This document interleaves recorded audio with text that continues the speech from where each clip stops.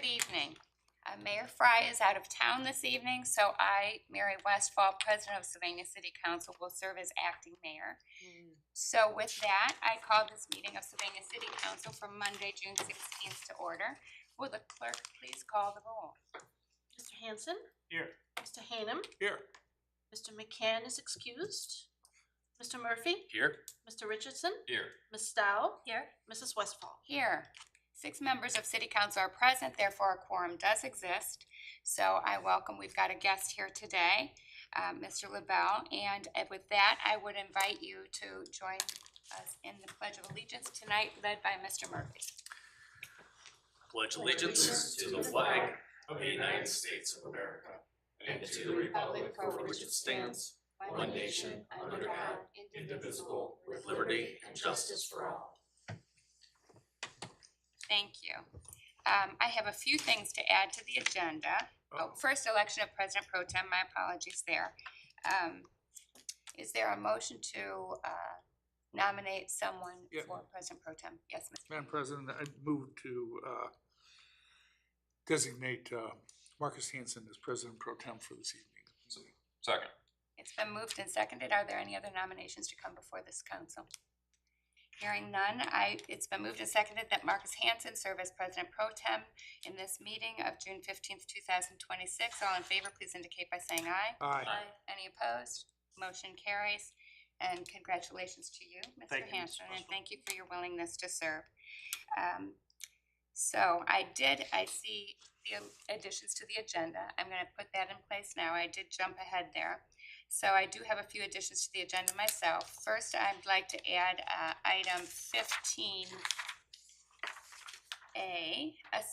scheduling a safety committee meeting, and that is for the purpose of talking about electric motors and electric scooters and things like that. So we'll talk about that in that location. I'd also like to add an item number 16, a point of information on name tags that are in front of you today, and we'll have Ms. Smith share a little bit about the purpose of the name tags and how they will be used going forward. And also we have a guest who's requested to have a moment of time here, so I'm going to add a 5A, and that would be to have Mr. LaBelle address council on a concern of his. Mr. Hanson, is there anything else that you'd like to see added to the agenda? Nothing, Mrs. Westfall. Any other members of council? Mr. Shaw? Nothing, Mrs. Westfall. Chief Miller? Nothing, Mrs. Westfall. Ms. Smith? Nothing, thank you, Mrs. Westfall. Mrs. Breining? Nothing, Mrs. Westfall. All righty. Do I have a motion to approve the agenda as amended? So moved. Second. It's been moved and seconded to approve the agenda as submitted. All in favor, please indicate by saying aye. Aye. Any opposed? I have a question. Do you vote as Yes. chairman? Yes, I do. Yep. You do, okay. Great question, though. I should have I just want to be clarified. sure. Yeah. I can't believe I didn't know that. Yep, it's in the charter. It's all good. Yep. So it's been moved and seconded to approve the agenda as amended. All in favor, say aye. Aye. Any opposed? Thank you very much. Motion carries. With that, I would ask for approval of the city council meeting minutes for the meeting held June 1st, 2026. So moved. Second. It's been moved and seconded to approve the meeting minutes as presented. All in favor, please indicate by saying aye. Aye. Any opposed? Motion carries, and thank you very much. Got all the basic start of the meeting business out of the way here. So with that, Mr. LaBelle, if you'd like to come to the microphone, or the podium rather, introduce yourself, please share your address and the item that you'd like council to be aware of. Hi, my name is Robert or Bob LaBelle. I'm at 5101 Haroon Road, Sylvania, Ohio. The large yellow house with the white picket fence, 3 acres across from Fowler Hospital. We've happily lived in Sylvania at that location for 25 years. And when we came in 2001, we got very involved with landscaping and did quite a bit with plantings at our home. We were really fortunate because of I just lost the name, from Crosby Gardens, Dick Boers. Father Crosby, as he was called. He created the garden out of the neighborhood. And Dick actually duplicated the garden at his home in Ida, Michigan, and invited my wife to help him by taking the hosta and dividing them. So we had 300 variety of hosta on our property that matched the same 300 that's in Crosby Garden. It was pretty incredible. Unfortunately, we have no hosta today. Due to deer overpopulation, we are in a crisis situation. I counted 29 deer, a herd, in my quote backyard last year. I spotted two new fawns a couple days ago. There were 4 fawns last year. So it's a rapid increase. I did some quick research about what is considered to be the white-tailed deer, how many per square mile. Supposedly 6 to 20 deer per square mile is considered to be proper, which is like 0.01 to 0.03 deer per acre. I have 3 acres. Okay, there's more. Moving on, what happens. It's not only what they call overbrowsing, which is eating too much of the seedlings or shrubs, trees, but also poor herd health because they may be starving because there may just not be enough food. And of course, what we call human-wildlife conflict, which is cars. I'm not advocating for deer cull like they've done in Ottawa Hills. I'm not one to take a life, but I think there's management. I read about Clifton, Ohio, which is near Cincinnati, and they've gone through an organized sterilization program starting in 2015. They're spraying 95% of the adult females, and their success rate is they've pretty much halved the herd just through sterilization. It's done with a dart. It does require a change to the local firearms rulings because it is a firearm that shoots the dart. I believe last night it was like $3.65 a dose, so it's affordable. And our own law enforcement personnel could, in fact, with Ohio Department of Natural Resources, do the program. I talked to the Department of Natural Resources both in person and on the telephone, and their opinion is it is this council's decision. So the Department of Natural Resources is not going to decide either way. If the council feels a cull or sterilization is appropriate, then you would file a petition and they would probably approve it. So I'm bringing this up for discussion. I do not want an answer tonight. It's not appropriate. I'm hitting you blind, but I'm hoping that you can refer this to those people in the city of Sylvania to do a further study and get an idea of how large the herd is that works Fowler Hospital and across Haroon and into Ravine Cemetery, and see if it matches the number of head to the number of square miles. And if it's appropriate, I urge the council to look at a method and probably not lethal like sterilization. I thank you for your time. Thank you so much, Mr. LaBelle. That was quite educational. And what I would share with you is the next steps in this process would be we will speak with administration to determine if they've had other such requests or points of concern and to have them look into these kinds of options.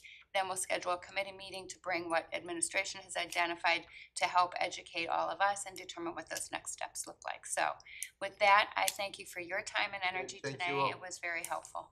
Very well. Good day. Thank you. And you're welcome to stay for the meeting. No pressure to leave, but I'm gonna of make my course- wife dinner. She's lucky then. She'll enjoy that more. Absolutely. Thank you all. Thank you.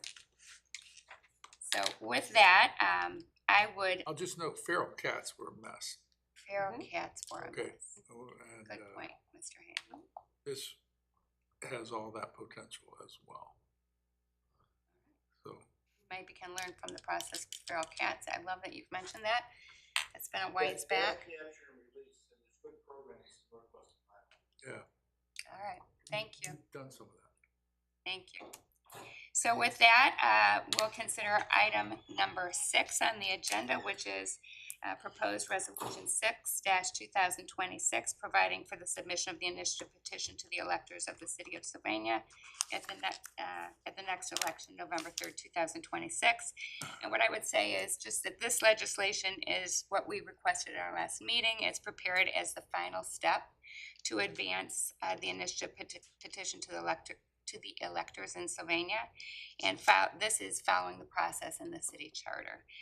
The passing of this legislation confirms that this will be on the November 2026 ballot. So with that, Mrs. Brining, is there anything else that you would like to add? I just wanted to add, we finally did get the certification from the Board of Elections. I sent it out last week.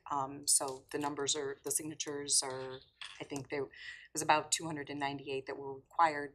There were 380 valid signatures, so there were more than sufficient signatures. Thank you. Mhm. With that, Mr. Hanson, would you be willing to introduce this legislation? Yes, thank you, Mrs. Westfall. I'd like to introduce by title only, resolution number 6-2026. A resolution of the Council of the City of Sylvania providing for the submission of the initiative petition to the electors of the City of Sylvania at the next regular election of November 3rd, 2026. I move for passage of resolution 6-2026 as an emergency measure. Second. It's been moved and seconded to approve resolution number 6-2026. All in favor, please indicate by saying aye. Aye. Any opposed? Motion carries. Thank you very much.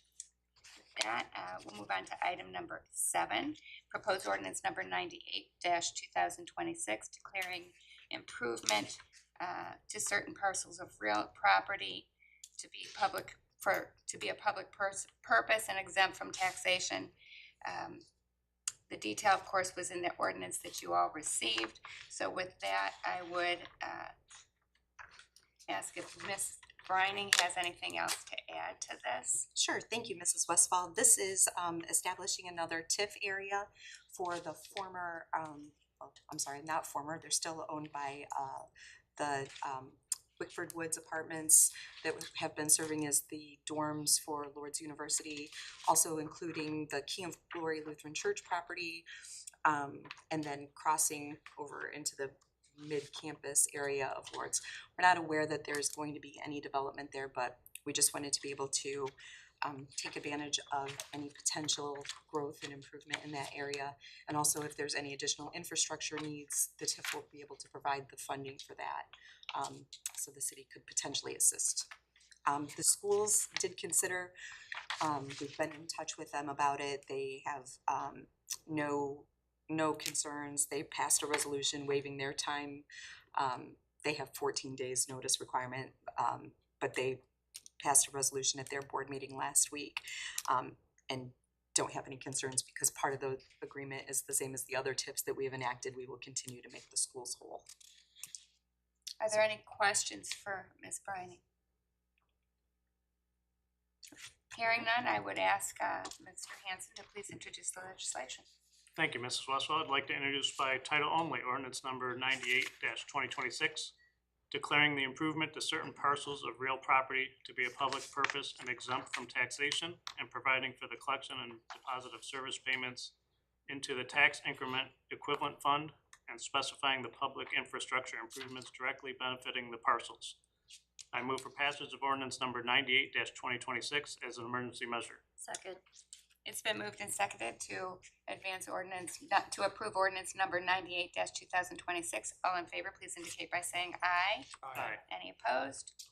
Motion carries. Thank you very much. Now introducing item number 8, ordinance number 99-2026, and this is authorizing the mayor and director of finance to enter into an MOU on behalf of the city of Sylvania with the University of Toledo for a tuition scholarship eligible to all Sylvania city employees. I think I would ask for Mrs. Smith to do a little explanation of this before we move to any. Sure, absolutely. I was contacted by the Office of Workforce Development from the university, offering the city actually an amazing partnership program through their U Toledo Corporate Education partnership. And what this is 10% scholarship for all current or new students to the University of Toledo that are employed with the city of Sylvania. They can be full-time, part-time students, they can be online, they can be in person. And it's a good retention, what's the word I'm looking for? It's good for us to have this to hire, to retain employees offering this scholarship program. Also, the website, the U Toledo Corporate Education website can have our logo on it that would link directly back to us. They currently have 29 partners. They expect to have 60 partners by the end of 2026. And so far, for 30 people in the last 2 years, they have awarded $25,000 in scholarships. I'm excited to offer this to our employees. And again, like I said, it's current students or brand new students. So any questions, I'm happy to answer them. Thanks. It's no cost to us. That's what I was just gonna Yep, clarify. no cost to us, and if an employee is interested, I connect the employee with Barbara Cott-Miller. She takes it from there and signs everybody up. Sounds like a win-win to me. It is a win-win, yes. Questions for Mrs. Smith? Hearing none, we would normally have the Chair of Employment and Community Relations read this legislation, and since he's not available this evening, I asked Mr. Richardson if he'd be willing to read this legislation. Absolutely, thank you, Mrs. Westfall. This is ordinance number 99, 2026. I'll read by title only. Authorizing the mayor and director of finance to enter into a memorandum of understanding on behalf of this city of Sylvania with the University of Toledo for a tuition scholarship for eligible city of Sylvania employees. And I'll make a motion for passage as an emergency measure. Second. It's been moved and seconded to approve ordinance number 99-2026. All in favor, please indicate by saying aye. Aye. Any opposed? Motion carries. Mrs. Smith, I do have one more question Yes. for you. How will you inform now employees about this opportunity? I'm going to use all users' email system, and once this MOU is signed, I'm going to use that and have everybody contact me if they're interested, and then I can connect them with Barbara from UT. So I will do it through an email more than once. It's not Okay, gonna be that'd be just great. once. And will So- it become part of the employee handbook Absolutely. so that new employees coming in can be Yep, aware? that'll be one of our offerings that at the new hire time, when they get all of their onboarding, this will be part of it. That's great. Thank you so much. Welcome. Moving on to item number 8, proposed ordinance number 100-2026. Hang on a moment here, I think I've got the wrong one here. 9, I apologize, item number 9, proposed ordinance 100-2026. This is to authorize and ratify the execution of the then and now certificates. We've certainly seen this on a regular basis. So I would, first of all, are there any questions on this? I would invite Mr. Hanson to introduce this legislation. Thank you, Mrs. Westfall. I'd like to introduce by title only ordinance number 100-2026. An ordinance to authorize and ratify the execution of then and now certificates by the finance director and the payment of amounts due for various purchase orders. I move for passage of ordinance number 100-2026 as an emergency measure. Second. It's been moved and seconded to approve ordinance number 100-2026. All in favor indicate by saying aye. Aye. Any opposed? Motion carries. Again, thank you very much. Item number 10 is a petition for zoning ordinance amendment SUP 3-2026. And I'm sure you've all had a chance to review it. We're really just looking for a referral to the council, to the Plan Commission. This is the property for the Rite Aid out here at Sylvania and Centennial, Sylvania Metamora and Centennial. And it is, again, something that the Plan Commission will take a look at. Are there questions before we move to reading this legislation? Anything that you'd like to add, or George, Mr. Shaw? No, it's like you said, an existing Rite Aid. The applicant wants to put a fueling station in as well as a car wash. Both of those uses require a special use permit. So both of those would be under consideration. They would have to completely tear down the right. No, it's actually a creative plan. They're gonna divide it into three bays, so to speak, with the front being a traditional, what we call a gas station convenience store. The middle portion of it would be the car wash, a drive-through car wash. And then the end suite more towards the Michigan side of it, that would be an open tenant suite.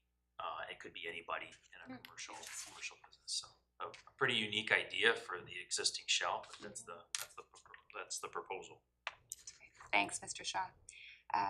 Mr. Hanson, would you like, I mean, not Mr. Hanson, I'm sorry, Mr. Hanem, would you like to make this referral?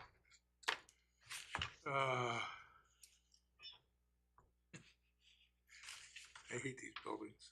Anyway, yeah, I move, we refer application number SUP 3-2026 to the Planning Commission for their review and recommendation. Second. It's been moved and seconded to move application SUP 3-2026 to the Commission for their review and consideration. All in favor, please indicate by saying aye. Any opposed? Thank you very much. And with that, we'll move on to item number 11, again, SUP 4-2026. This is a request from Matt DeWood for Sylvania Marketplace and Alexis to change current zoning B4 to B4 SUP zoning to allow for convenience store with auto fueling. And this is that Major Magics complex. And with that, I would ask Mr. Shaw if you could maybe share a little more insight. Second Rite Aid site of the night in front of you. So this proposal calls for that building to be torn down. It was an addition when it was done That Rite Aid at originally, the end. but they would take the Rite Aid portion of it down. They're suggesting doing 2 lots at the north end of the site, one for a proposed fueling station, and the other for, I'm gonna call it a proposed drive-through beverage station. So in order to do that, the specific one for the SUP would be for the fueling station, just like we just did for the previous SUP. They need a special use permit for the fueling station. So, Mr. Shaw, that doesn't sound like that's that entire complex. This is just a half of, or portion of that complex. Yeah, the developers talked to us about doing this in phases, with the first phase of it second phase of it would be kind of keeping the shell of what's left for the remainder of the site as you go to the south, repurposing that, refacading it, and going forward with that. I think he even has some plans for the south end of the site, which we haven't discussed fully yet, but this is kind of step one, I think, in his plan to revitalize the complex. Okay, thank you so much. Mr. Hanem, like it or not, you happen to be chair of zoning, so would you like to make the referral to council, to the planning commission for this? As someone who doesn't buy gas, So true. we need more gas stations here, and like, we need a whole. The marketplace will determine that, I guess. So I will move that we refer application number SUP 4-2026 to the planning commission for their review and recommendation. Second. It's been moved and seconded to advance SUP 4-2026 to the planning commission for their review and recommendation. I have a comment I'd like to make. Okay, these are 2 new fueling stations we're talking about. That I think have serious long-term viability issues. All our fueling stations. I wonder if we shouldn't be thinking about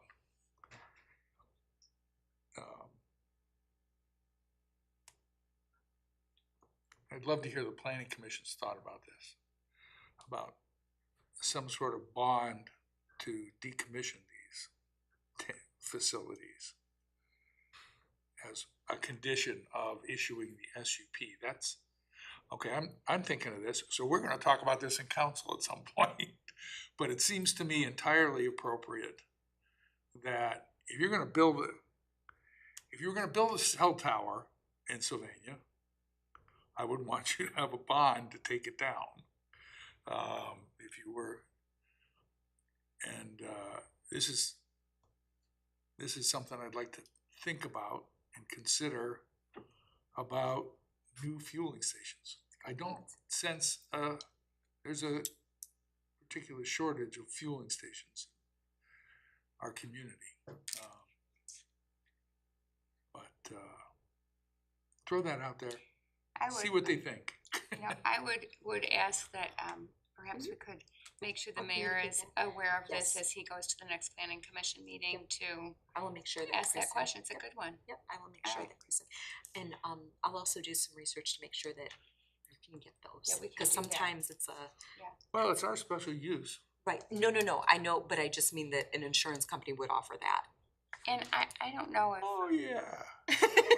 Okay. I can find an insurance company that offers it. I don't know how much it would cost. Right, I'll do some research though, just so that we have that all of that information. but It would be also- interesting as part of the recommendation from the planning commission. Yeah. Any thoughts they might have on that? You know, another question, Mr. Shaw, do you know whether these stations will have electrical charging stations as well? We have not received full site plans for them yet, so I couldn't comment on that. So I don't know at this time. Another question that might be Yeah, interesting yep. for the Planning commission. planning commission. Yep. All right, so it has been moved and seconded. There was a second on this, right? Yep. There was not a second? Yes, it was. Yes, Yes, I okay. did. It's been moved and seconded to refer SUP 4-2026 to the planning commission for their review and consideration and recommendation. All in favor, please indicate by saying aye. Aye. Any opposed? Motion carries. Thank you very much. So now we head into Mr. Shaw's, not nearly as lengthy responsibilities as usual, but he does have a couple things here. Ease into the summer months here, so. There you go. Agenda 12 is our 2026 sidewalk replacement program. As you guys know, we had budget allocated in the amount of $35,000 for traditional sidewalk improvement projects. These would be your utility stub toes, these would be your street tree, raised sidewalk slabs, anything like that category. So that list was 84 slabs this year at 21 locations around town. We only received one bid on May 26th.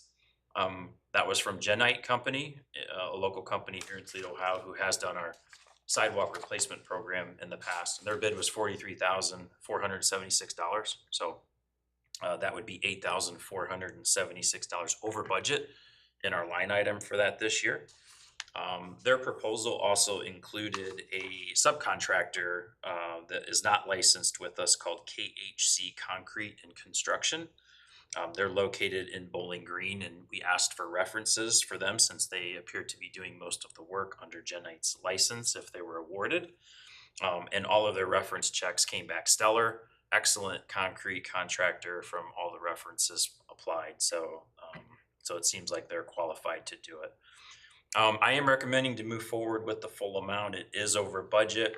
Our 401 capital expenses related to parks and forestry have all come in under budget, with the most notable one being the green yard waste truck that we had programmed in for the most expensive truck, and we did not buy that. So yes, over budget for this particular line item, but I think overall on our parks and forestry expenditures, I think we could cover the overage based on that. So would recommend the full amount to Genite Company. I'd be happy to answer any questions.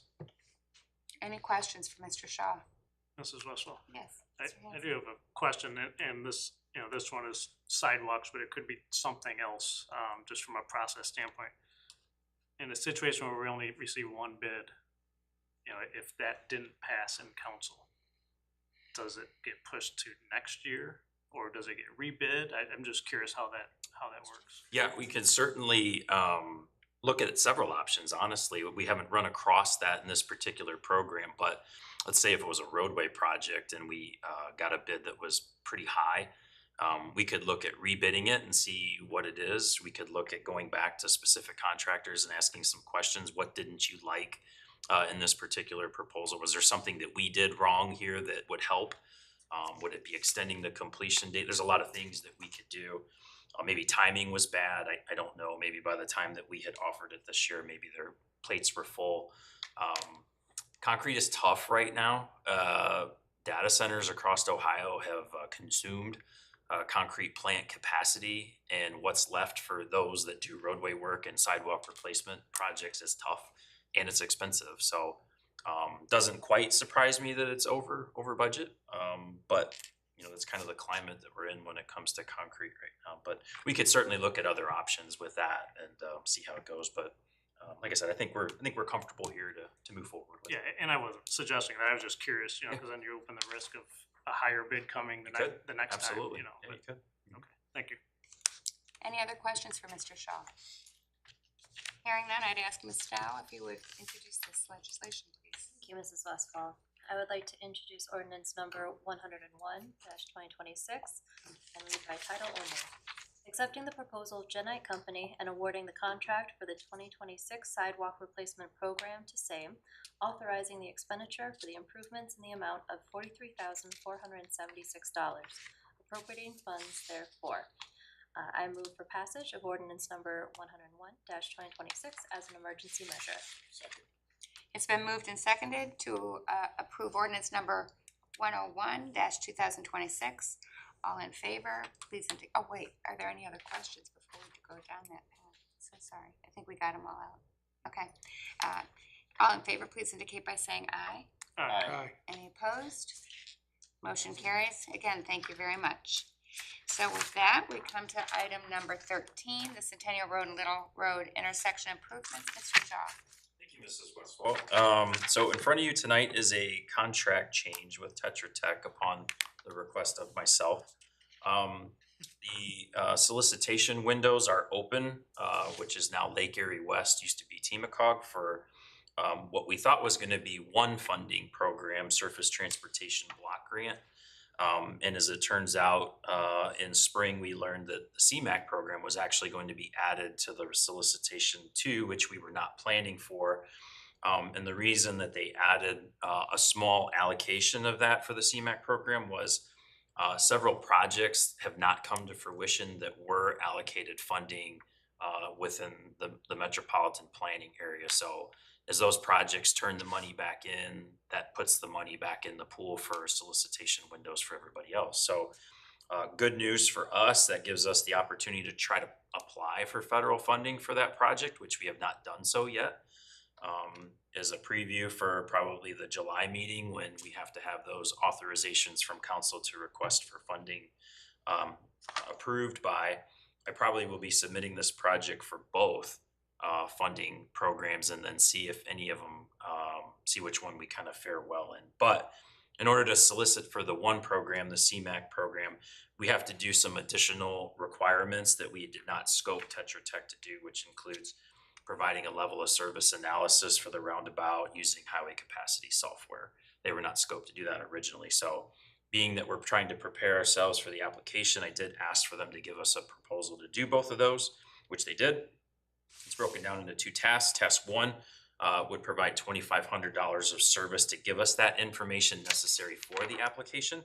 And then if we are successful and that does become a federally funded project, there's more formal steps that you have to take from the traffic analysis perspective in order to have that be a federally funded project that we would ask for them to do in task two. So the total amount asked is $7,500. 500 of it would be for that task two, or 5,000 of it would be in task two if necessary. But for sure, we would request that the 2,500 be used to get us through task one. So I hope I explained that just right. But if you have any questions, please ask. Hearing no questions, Mr. Murphy, you look like you got something going over there. So what would be the potential funding that we would get back if it got approved? Both of these programs are 80-20. So to pick an easy number, $2 million. 80% of that is probably what we would be asking for. So, $1 million, I'm not great at math like that on the fly, but what, $1.7 million, $1.75 million, something like that. Other questions? Okay, hearing none, I would ask Mr. Richardson to please introduce the legislation. Yes, this is ordinance number 102, 2026. I will read by title only. Authorizing the mayor and director of finance to enter into an amendment to Tetra Tech Inc.'s proposal for professional engineering services relative to to the Centennial Road and Little Road intersection improvement project to reflect additional work performed on the project, increasing the proposal amount by $7,500, appropriating funds therefore, and I move for passage as an emergency measure. Second. It's been moved and seconded to approve ordinance number 102-2026. All in favor, please indicate by saying aye. Aye. Any opposed? Motion carries. Thank you very much. Thank you, Mr. Shaw. Thank you. Are there any committee reports? Nobody mentioned anything. Is there anything that needs to come before the council? Okay, committee referrals, safety committee, I'd like to get scheduled a safety committee meeting, and the purpose of this meeting would be to talk about possible legislation for managing, e-scooters and mopeds and things like that. I'm gonna let, Chief Miller maybe make a few remarks about kind of reasons that this has become necessary, and then I'd like to look at scheduling that meeting. Chief Miller, do you have just a quick high-level overview? We've been seeing a large increase of e-bikes, motor scooters, mini bikes appearing throughout the city. A lot of them are abiding by traffic laws. A lot of them are being operated by very young youth from our city. We just in the last week had 2 substantial crashes that involved trauma alerts to be taken into Toledo Hospital with serious head injuries. Both of them were bikes that would not generally be considered legal for operation in our city. They're higher wattages than e-bikes are recommended in the state of Ohio. They cap it at under 750 watts. We do have a little bit of a lack with the state. They're still trying to push forward legislation. It's in committee now to really define what these electric modes of transportation are to be classified as, because motorcycles are classified by the CCs in the engine, which if these aren't internal combustion engines, they don't have CCs, so there's no clear definition as, are these motorcycles, are they not motorcycles? What we're concerned with the bikes is, should they be ridden on the sidewalks? Should they not be ridden on the sidewalks? We have electric hoverboards. We have electric like a unicycle wheel that you can ride on. Do we want those on the sidewalks? Do we even want them in the roads? And I just think it's time for us to sit down as a safety committee and administration and figure out what we want to do for the safety of our citizens and our youth, and where we want to move forward with this. That's great. Thank you so much, Chief. So that gives you a kind of a perspective. So safety committee members are Ms. Dow, Mr. Murphy, Mr. McCann, and myself. So I'm hoping to schedule something on either July 6th or 13th, possibly. Okay, I have a comment on this. Yeah. As the owner of an 11 and 12-year-old grandson, familiar with these things.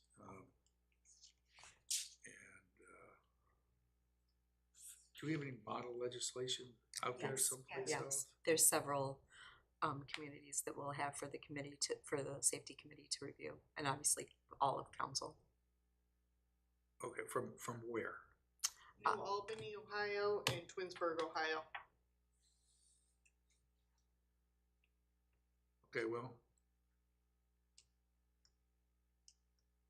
a little concerned about being the fun police, but I'll take a look at it. You know, I know my grandsons both have scooters, and you know, they're the stand-up scooters that are powered. Are those?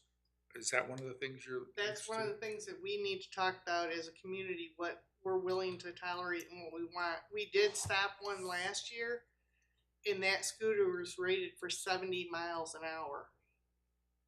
We're not Yeah, talking. well, the ones that I'm familiar with are not. Yeah, we're not talking the ones that you're generally finding your 5 and 6 years old on. These are some high-powered pieces of equipment that.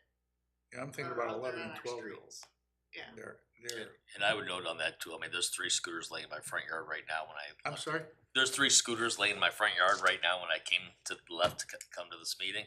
And yeah, I mean, they do have a potential safety concern. They go 25 miles an hour and most of the time the kids aren't wearing helmets. One of my son's friends, just got a concussion riding that, you know, so I definitely think that you don't wanna be the fun police. I'm with you 100%, but I think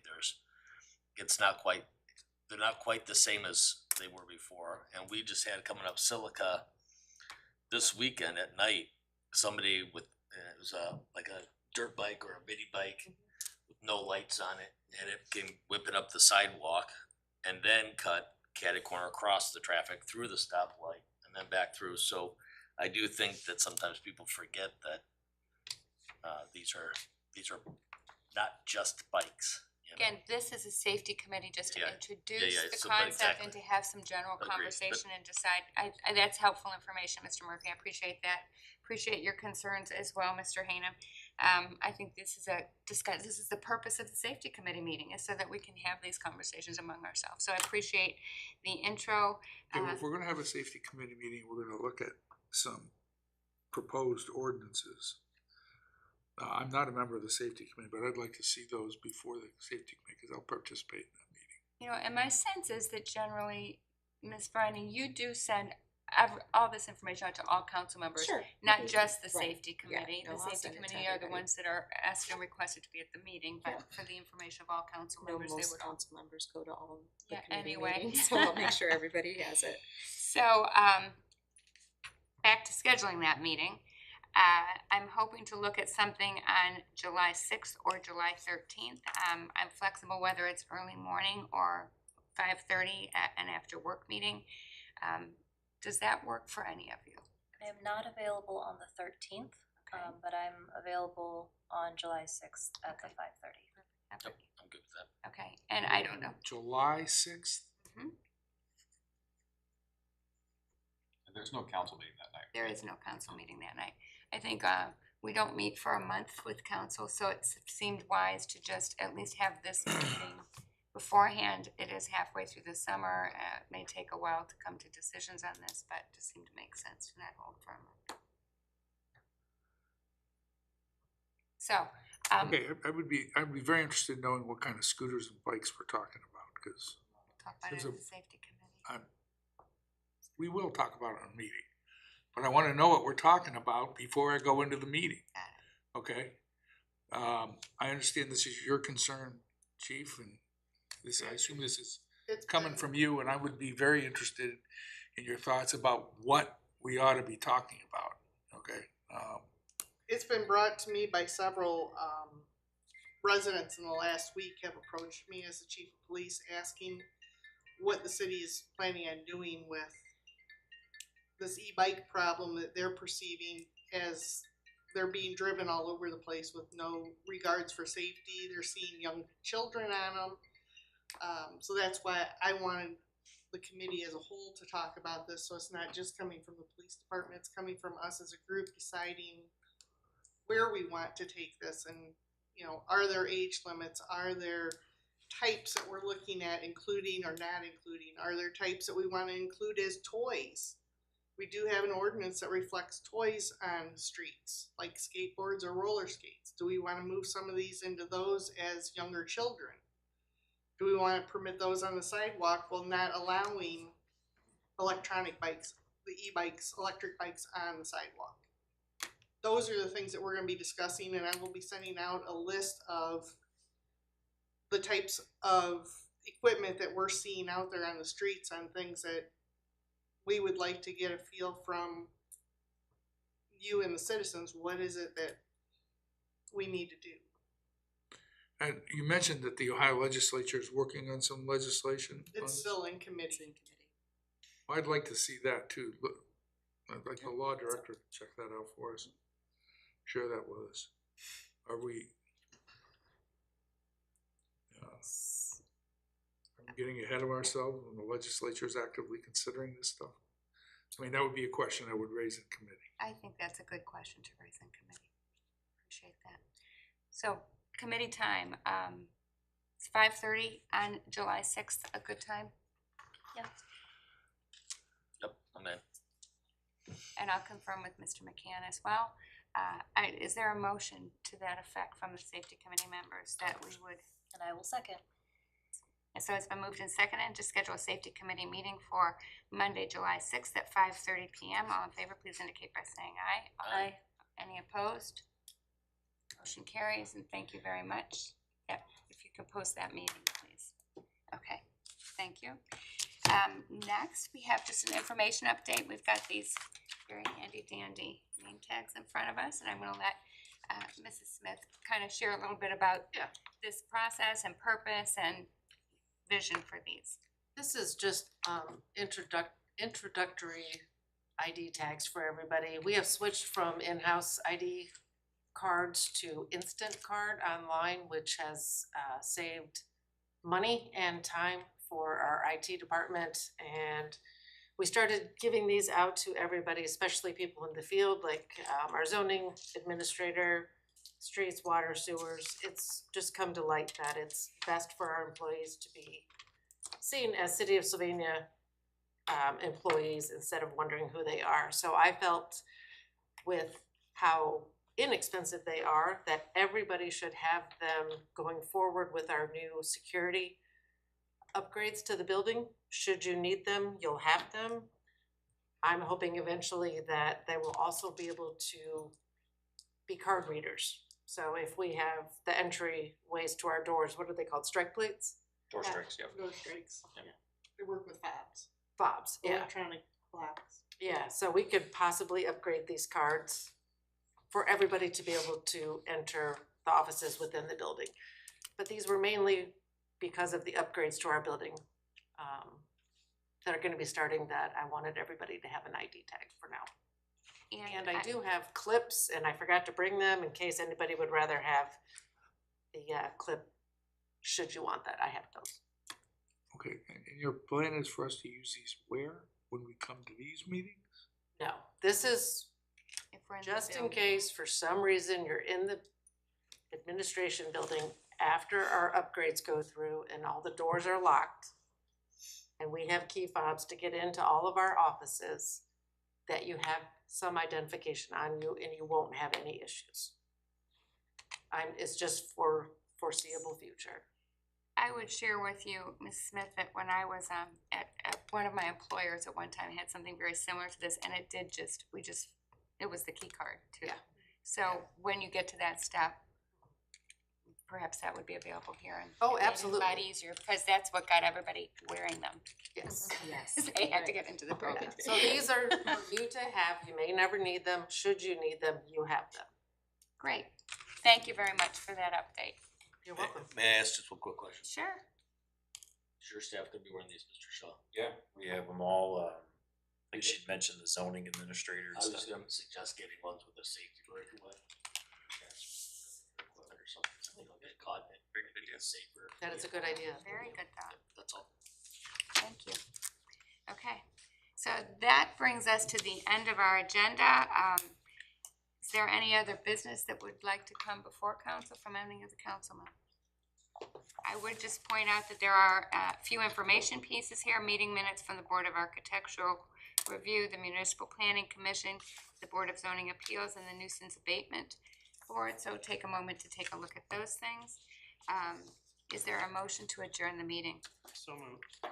It's been moved and seconded to adjourn the meeting of June 15th, 2026. All in favor, please indicate by saying aye. Aye. Any opposed? Motion passes, so this meeting stands adjourned until our next regularly scheduled city council meeting, which will take place on Monday, July 20th, 2026 at 6:30 here in the council chambers. Thank you all for being here.